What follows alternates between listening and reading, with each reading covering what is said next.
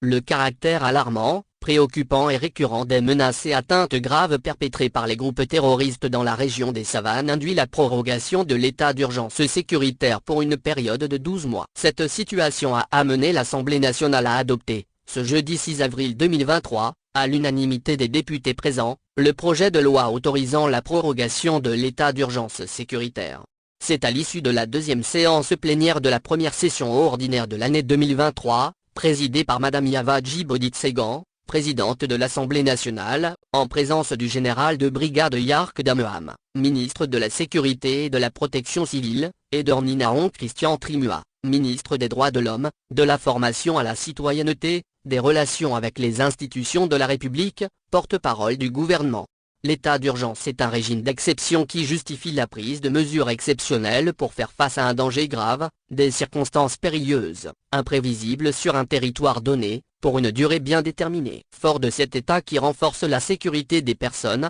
des biens et limite les libertés publiques ou individuelles, à l'initiative du président de la République, sur le fondement de l'article 94 de la Constitution, l'état d'urgence sécuritaire est prorogé pour un délai de 12 mois à compter du 13 mars 2023, l'ancienne période arrivant à expiration le 12 mars 2023. L'intérêt de cette loi mérite d'être relevé à plusieurs égards. D'abord, l'adoption de cette loi vise à mettre hors d'état de nuire les groupes djihadistes. Cette action s'inscrit dans une démarche triple, à savoir, la protection des forces de défense et de sécurité, la protection des citoyens ainsi que leurs biens. Ensuite, elle permet de mettre les forces de défense et de sécurité dans les meilleures dispositions, de maintenir la vigilance des populations et d'adapter la lutte suivant l'évolution de la population. Les différents groupes parlementaires ont salué la pertinence de ce projet de loi. Jerry Tama, président du groupe parlementaire Net PDP, a rendu un hommage aux forces de défense et de sécurité pour le professionnalisme et la pugnacité avec lesquels elles protègent les frontières togolaises contre le péril du terrorisme et exprimé sa solidarité aux populations de la région des Savanes qui vivent des moments particulièrement difficiles.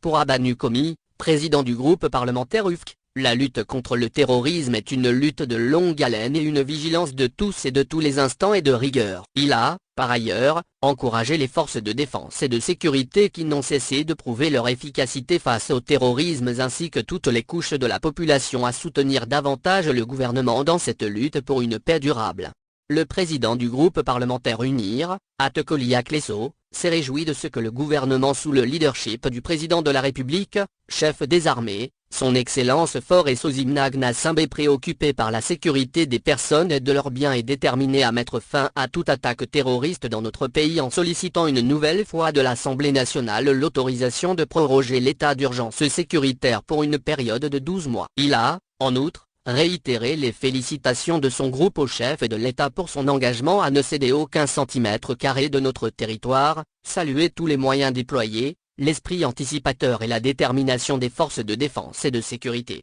Le ministre de la Sécurité et de la Protection civile, le général Yark Dameham, a félicité la représentation nationale pour la célérité dont elle a fait preuve lors de l'adoption de cette loi. Cette adoption témoigne de la capacité de la représentation nationale à prendre des mesures urgentes de nature à préserver l'intégrité et la sécurité du territoire national. Par ce vote, l'Assemblée nationale donne au gouvernement les moyens juridiques lui permettant de proroger l'état d'urgence sécuritaire pour une période de 12 mois à compter du 13 mars 2023 afin de gagner la guerre contre le terrorisme et l'extrémisme violent. Dans sa mission fondamentale de protéger les biens et les paisibles populations, le gouvernement sait compter sur votre soutien et votre accompagnement habituel, a-t-il indiqué. La présidente de l'Assemblée nationale a félicité ses collègues députés pour leur sens élevé du devoir et de responsabilité et surtout, pour le travail de co-construction. Cette co-construction de la nation de la représentation nationale avec le gouvernement qui fait évoluer l'héritage commun. C'est en cela que nous sommes engagés à rechercher les intérêts de notre nation,